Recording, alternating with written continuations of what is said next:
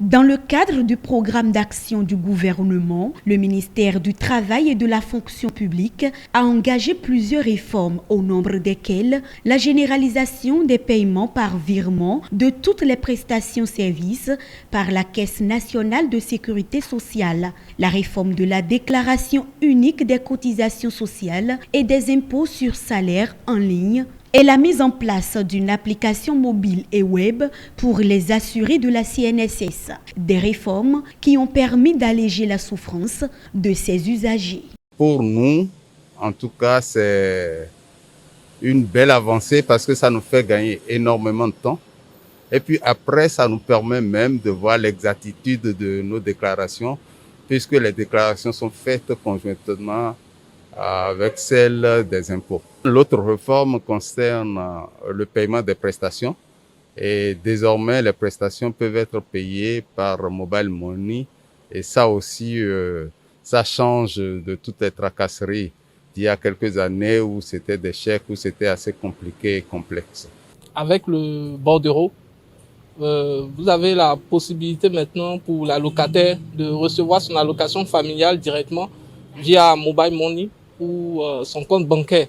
Ça évite les remises, c'est-à-dire je prends mon allocation familiale, je vous donne un pourboire.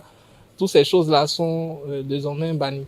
Et je crois que c'est une réforme à louer.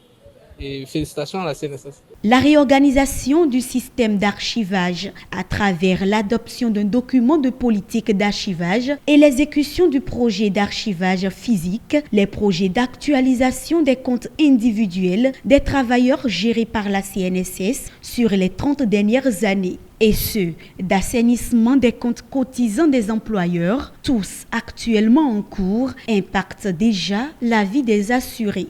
Concernant aussi les dossiers d'allocation familiale, ça ne prend pas aussi du temps. C'est à peine 2 mois. Déjà, on t'appelle. On t'appelle par leur téléphone. Ah, monsieur, vous êtes où? C'est vous, telle personne. Venez, votre livret est prêt. Et tu viens en même temps.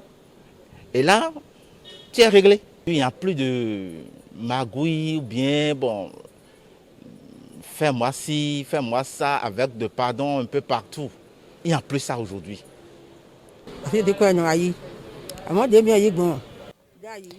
Moi, je viens prendre mensuellement ma pension de veuvage.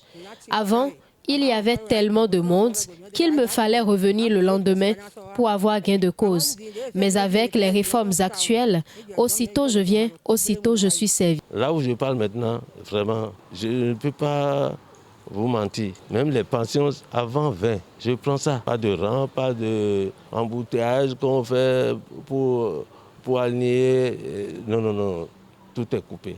Moi, personnellement, ça m'a arrangé. En descendant dans les locaux des archives de la CNSS en octobre dernier, la ministre du Travail et de la fonction publique, Adidiatou Matisse, n'a pas oublié de rappeler le bien fondé de ces réformes. En arrivant ici, j'ai l'intention de vous dire que pour compter du 1er janvier ou du 2 janvier 2021, il va falloir que le pensionné de la Caisse nationale de sécurité sociale puisse également entrer en possession de sa pension à l'échéance suivante.